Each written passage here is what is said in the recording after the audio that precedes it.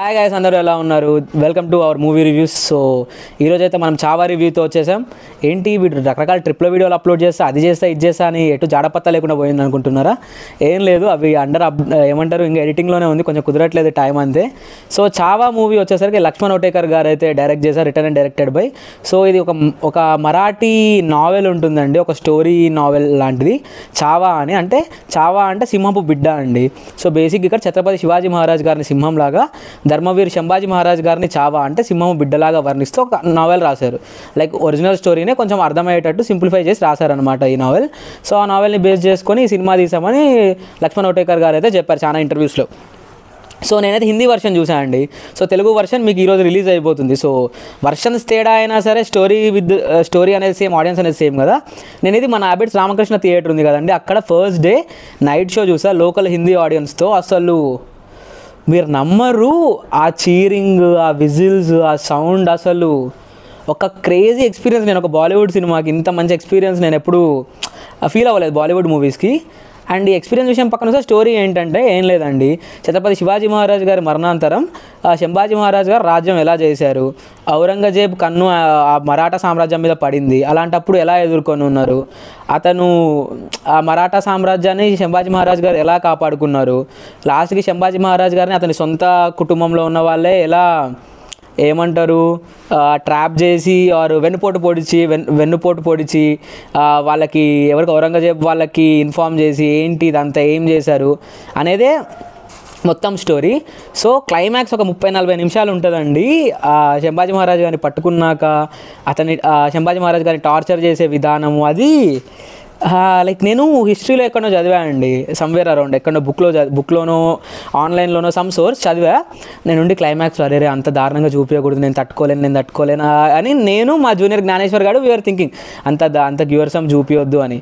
Like ఆ బుక్లో కానీ బయట కానీ ఉన్న స్టోరీస్లో ఎలా అంటే చర్మాన్ని ఒలిచేసి కనిగుడ్లు పీకేసి నాలుక తీసేసి దాని తర్వాత అతన్ని మొత్తము రాజుగారిని మొత్తం ఇట్లా ఊరేగించి చాలా చిత్రహింసలకు గురి చేస్తారు. సినిమాలో సెన్సార్ వల్లనో లేకుంటే ఏ కారణాల వల్లనో చూపించలేదో నాకు తెలీదు, but one of the most horrific episodes in Indian history అంట నేనైతే ఆ ఒక ఎగ్జిక్యూషన్ అయితే. కానీ అది సినిమాలో అంత గౌరవంగా చూపించలేదు, ఎక్కడ కట్ చేయాలో అక్కడ కట్ చేశారు. థ్యాంక్ యూ డైరెక్టర్ గారు, లేకుంటే థియేటర్లో నేను భయపడిపోతుండే. అంటే స్టోరీ అంటే ఇదే అండి, బేసిక్గా ఏం లేదు. కానీ సినిమా ఎలా ఉంది అంటే మంచి హై మూమెంట్స్ ఉన్నాయి, మంచి వార్ సీక్వెన్సెస్ ఉన్నాయి. ఈవెన్ రష్మిక మందన యేషుబాయి మహారాణి లాగా బాగా చేశారు ఉన్నంత వరకు. వాళ్ళ ఫ్యామిలీ పాత్ర ఇంకొన్ని ప్లేసెస్లో ఎట్లా అంటే అండి, శివాజీ మహారాజ్ గారిని పిలుస్తున్నట్లు, శివాజీ మహారాజ్ ఆయనకు చెప్తున్నట్లు ఒక ఆకాశవాణి కైండ్ ఆఫ్ థింగ్లో ఒకటి ప్లాన్ చేశారు కొంతసేపు. అది చాలా బాగా సెట్ అయింది, వాయిస్తోనే గూస్ బంప్స్ వచ్చాయి. అండ్ సింహాసన అది అధిష్ఠించే సీన్, వెనకాల మ్యూజిక్, అంతవరకు అదంతా చాలా బాగుంది. సో మూవీ అయితే మస్ట్ అండ్ వాచ్ అండి.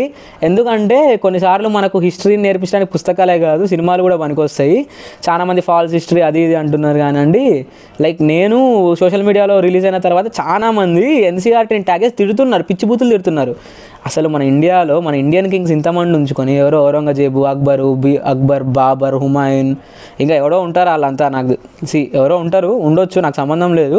బట్ వాళ్ళ గురించి ఎందుకు చెప్పారు? మన ఇండియన్ కింగ్స్ సొంత కింగ్స్ ఉన్నారు, మన శాలివాహన కింగ్స్ ఉన్నారు, ఇప్పుడు శివాజీ మహారాజు ఉన్నారు, ఛత్రపతి శంభాజీ మహారాజ్ గారు ఉన్నారు. వీళ్ళందరి గురించి ఎందుకు చెప్పట్లేదు అని చాలామంది వేసుకున్నారు ఎన్సీఆర్టీని దారుణంగా. బట్ ఈ యొక్క మూవీ వల్ల ఓకే, మన బుక్స్లో చదివిన హిస్టరీకి బయట హిస్టరీకి చాలా తేడా ఉందని కొంతమందికి నాకు జ్ఞానోదయం కలిగింది. That's the best thing this movie could ever do, కలెక్షన్స్ని మించి.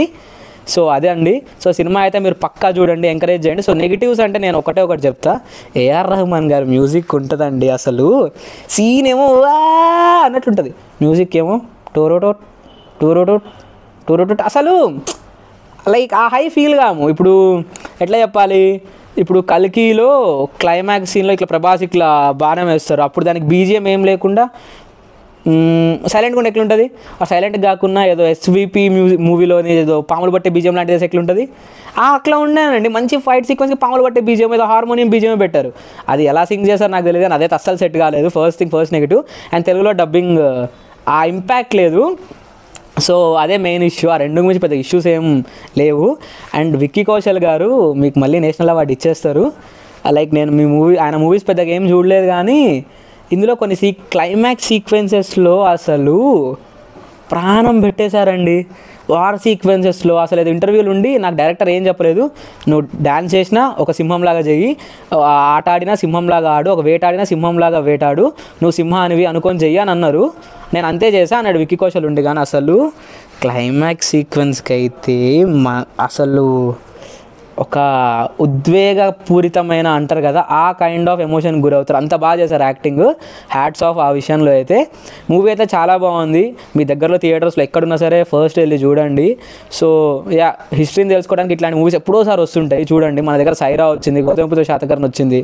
మనం ఆ టైంలో సరిగ్గా ఎంకరేజ్ చేయలేకపోయాం మన ఆడియన్స్, తెలుగు ఆడియన్స్. సో ఇట్లాంటప్పుడు కూడా ఫెయిల్ అవ్వకండి. ఈసారి కూడా తెలుగు ఆడియన్స్ ఫెయిల్ కేటగిరీలోకి వెళ్ళకండి.